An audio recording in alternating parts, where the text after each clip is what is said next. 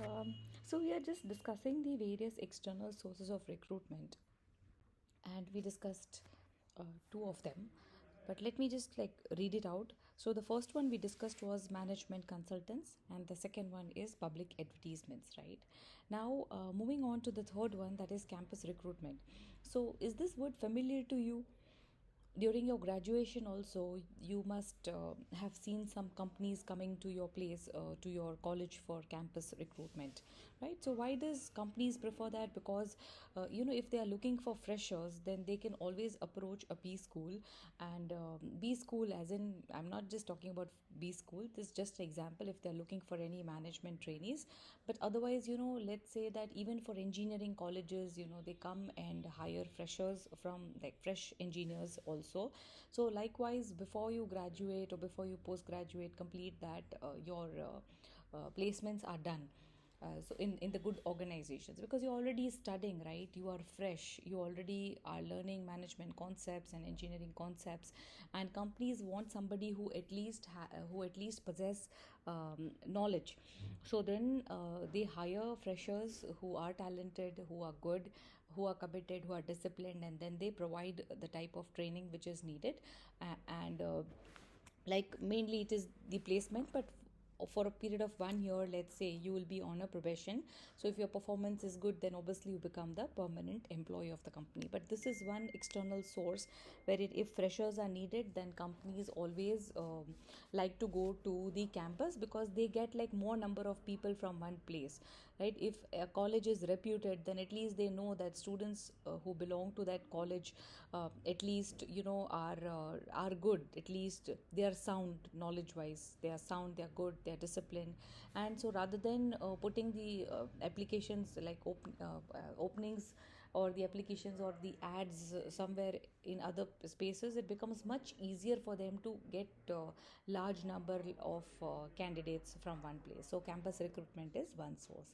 Then deputation personnel, there are some people who are on deputation. They are placed at some places for a period of time, and from there also they can be hired specifically to provide the services. Then professional or trade associations, there are certain trade associations where, so these trade associations, their job is to actually provide people, as in, these trade associations and professional associations, what they do is, on a regular basis, they maintain the profile. So if anybody feels that, yeah, we would like to, send our applications, and if there is any opening, then they can always guide you. So that's the job of professional or trade association. So that is also one of the external source of recruitment, from where you can hire people. Next one is public and private employment agencies. So again, these employment agencies, their role is to supply human resource. So same logic is there. Public and private agencies both, the government agencies mostly they charge very less, but private employment agencies, they charge some commission for offering you the job. So we can always pay some commission as a company. Employees, the candidates can also pay some percentage of their salary, let's say the first month salary, like that, to them, and they can get the job. Next one is executive search firm. So executives.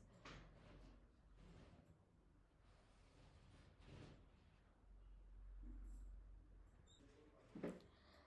So, professional and trade associations, these are the associations where the group of people who are mainly interested in taking up the job, because it's an association, professional association. So, you're part of those associations. Let's say you're part of a banking association, right? So, you're not there mainly to look for the job, but at least those associations have some details. If people are willing to change their job, then at least there is some information that yes, somebody is willing to change the job.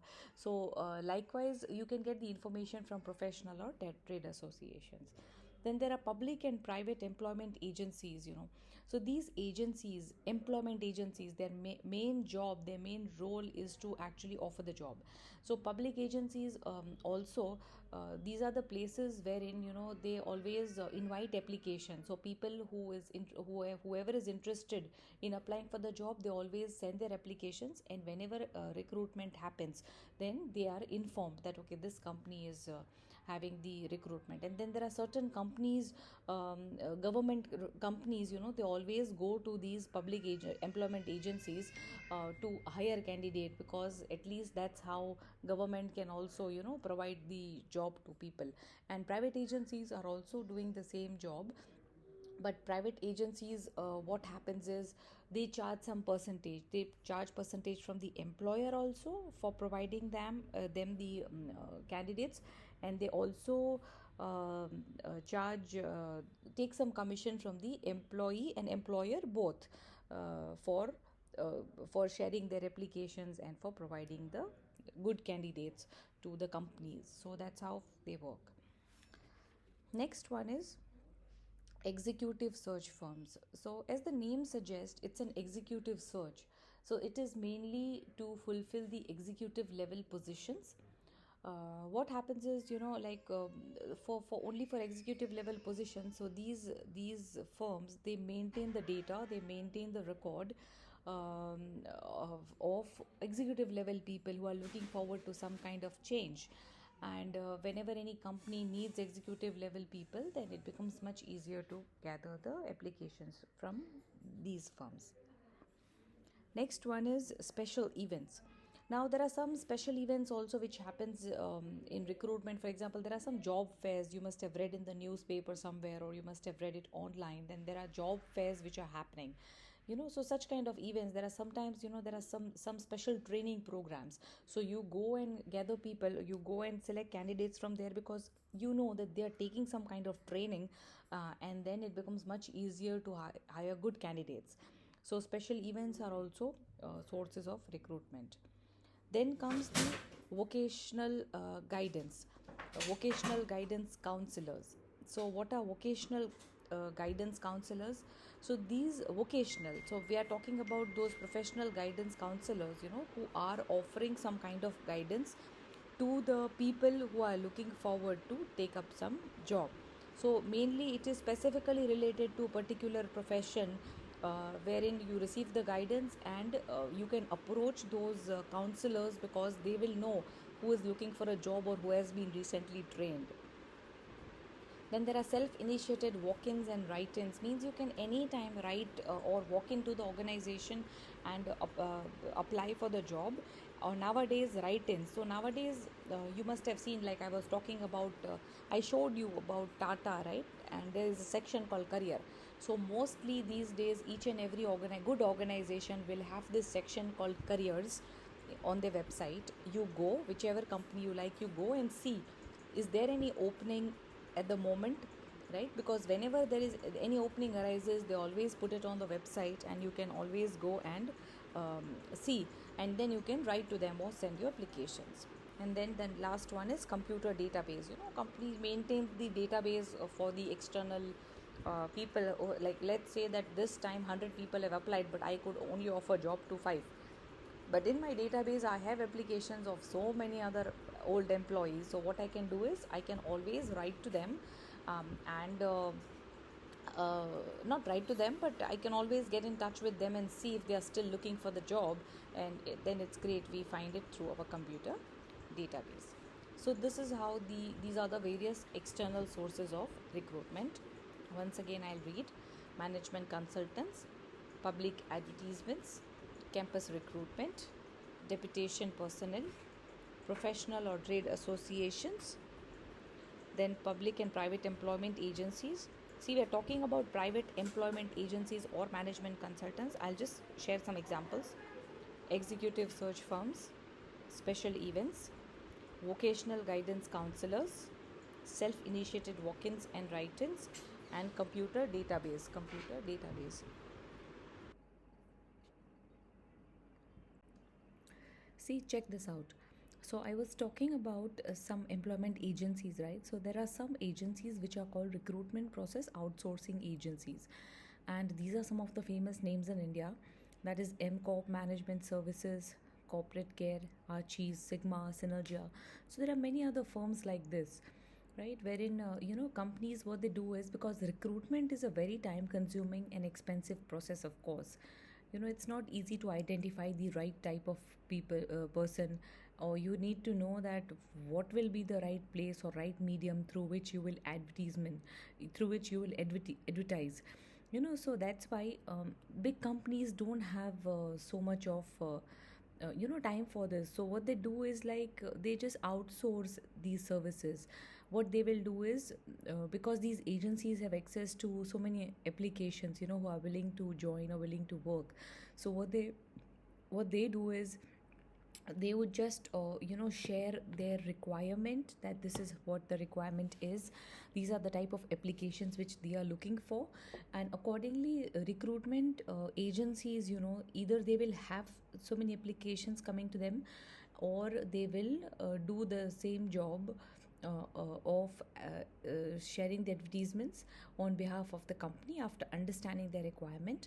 And sometimes these agencies also take the first round of interview, the preliminary round, and screen the candidates. And only those candidates who are shortlisted, their qualifications is verified, their reference checks done, all those things are done, then they go to the companies for the further rounds of interview. So that's how recruitment is sometimes done by the outsourcing. I mean, recruitment is sometimes outsourced by the agencies, like recruitment agencies in India as well as across the world. See, apart from that, there are some other modern recruitment practices. Please go through this once.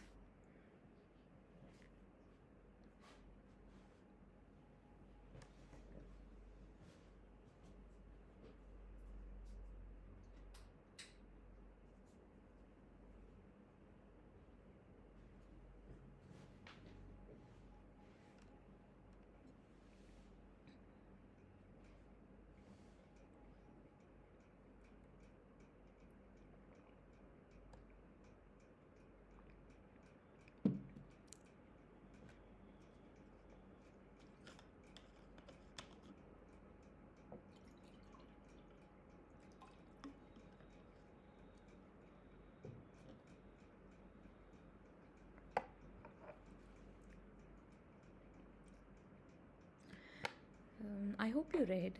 See, there are other recruitment practices also, like corporate talent networks. So there are networks, different groups on Facebook, Twitter, through which you can recognize and understand the need, or understand applications.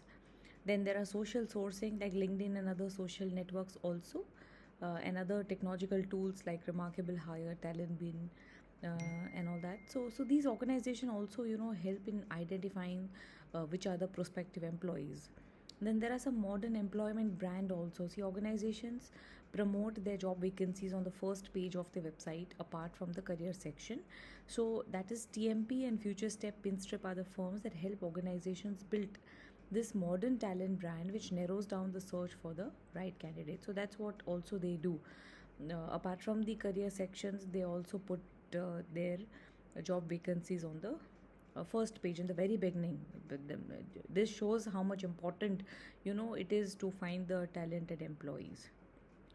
And then there are applicant tracking system also. So there are softwares, different kind of softwares built by IBM, Oracle, which helps organization manage their overall recruitment process. They try and track the applications from across a different background, different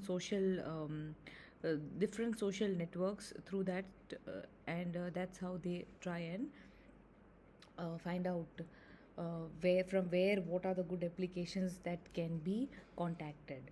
So that's how ATS nowadays is also helping a lot. And then there are some other innovative services wherein firms like Broadbean and eQuest, etc., they provide some essential data and services to organizations so that they can analyze and go ahead with their recruitment process. So I hope you got some idea about what is recruitment what is recruitment, and apart from that, what is what are the way it is done, why it is so much important in the organization. Apart from that, what is the process of recruitment, how it is done, and most importantly, even from the examination point of view, what are the methods of recruitment, right? So internal method of recruitment and external methods of recruitment is what we discussed. Now, a couple of slides that I have, we're just taking one small example from the this company Google. So you can just go through, keep reading recruitment at Google.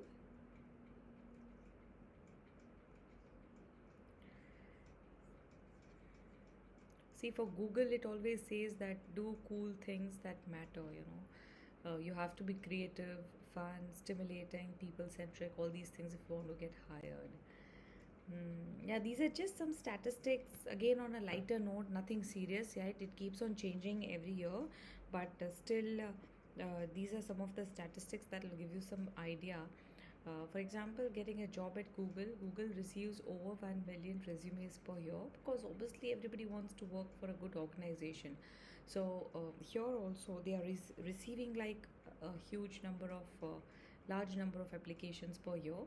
Of this, they hire almost 4,000 to 6,000 people. That is 0.01% to 0.04% is the percentage which they hire, because the applications are so large, so many, that it's, I mean, obviously, the percentage will be like this. The requirement is only so much. See, if you want to apply to Google, what do? Choose relevant field, choose geographic area, position of interest, then job details, press apply, and add information and documents. So, again, every country has a different website, different way of putting it, but this is in general how they go about it. So, this is just showing the process. What happens is recruiter screen. So recruiter screens every resume to look for a potential fit. They will go through every resume, trying to understand uh, which is the right fit. Then comes the phone screening.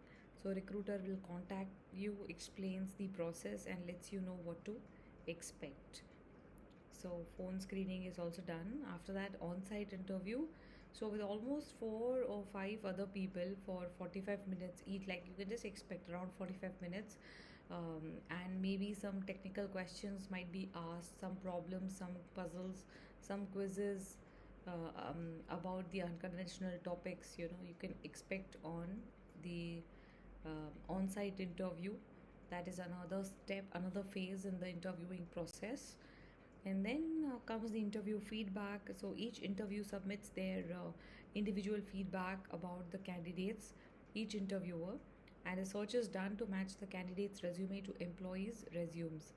And after that, there's a hiring committee which consists of senior managers and employees, and they review all the feedback, resumes, and work experience. They will go through, the hiring committee will see, they will receive all the information, they will check the feedback, and then hiring committee will take it further. Then comes the executive review, whereas senior executive will review every offer. They will also review, and in between, whenever they feel they would like to interact with the candidate, they are always called for like another round of interview.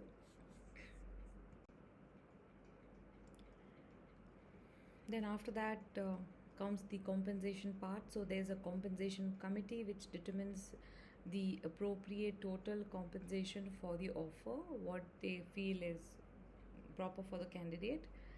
And then comes the final executive review. So they will make the final review of offer before extending to the candidate. And then finally, the recruiter notifies candidate of the offer, explain all the details. So that's how it goes.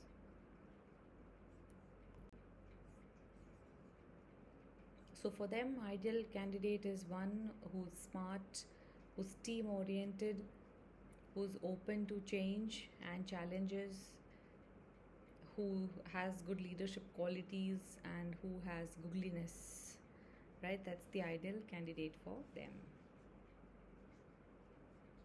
I would like to show Google Office. So let us finish this chapter, and then if I am able to download that for you, I would love to show it in the class.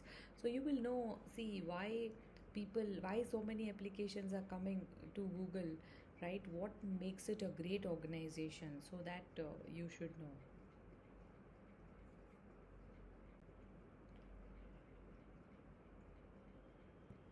Yeah, see, we are looking for people who are good for Google and not just for right now, but for the long term. Of course, every organization wants this. Internal identity of Google. You can please go through this once.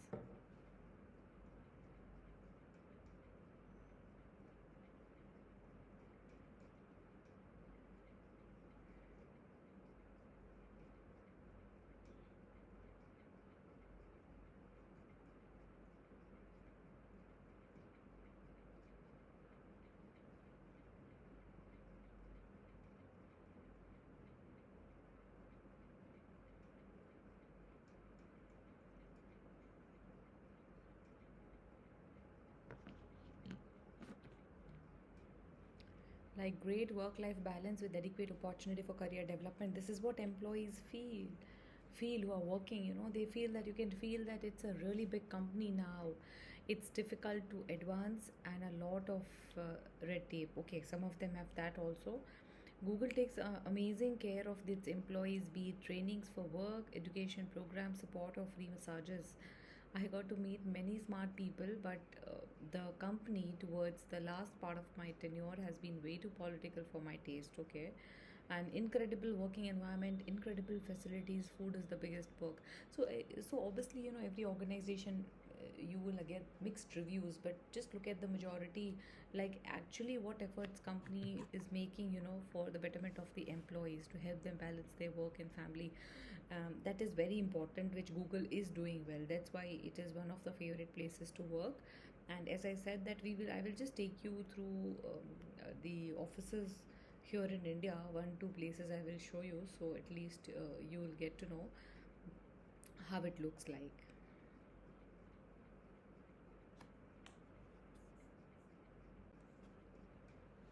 See, moving ahead, these are the core values of Google: working with great people, innovation, don't be evil, and care for our community. Then there's something called employer branding, right? I was telling you. So what is employer branding? It means development of an appealing image for current and potential employees. So you're trying to create an appealing image, so people want to come and work with you. So establish an image of the employment experience, what's in it for me. Attract the right candidates, create a synergy with consumer brand, align promise to customer with promise to employees. So this is like creating an image. Every candidate or employee should feel, what is in it for me? Why should I give so much of commitment? What is company giving me or doing for me? So that is called employer branding. See, this is how they have created the identity. The workplace should be good, right? You should feel like waking up in the morning and going to the workplace, it should be so cool. If it is not good, if it is so stressful, the environment is not good, you never get time to relax, like you're always so worked up. So then you don't look forward to work happily, and you're never satisfied working in such kind of environment. But Google is creating a workspace which is different. So that's why people want to work in such organization.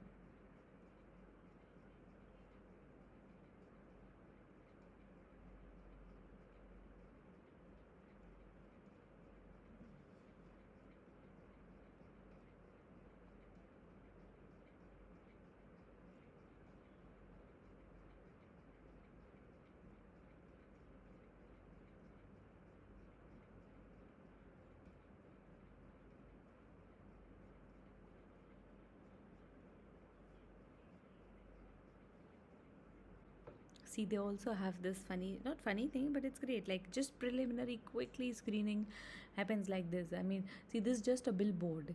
right? You will see some billboards also. See, it's just the ad which says if you can figure this out, you may have a future with Google, or solve this, and then you can work here, right? They just put it on outside, and then that's how they want intelligent people to be a part of their organization. And that's how, if you think you can do this, then you're welcome. See, they have this billboard also. Billboard by Google. It says first 10 digit prime found in consecutive digits of e.com. So, in short, you have to clear it out. You have to be really sharp and intelligent to be working with Google.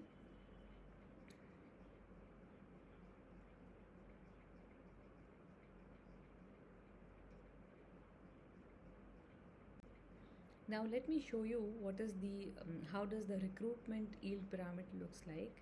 So normally what happens is, just look at this. Look at the base of the pyramid. There are like 12,000 leads generated.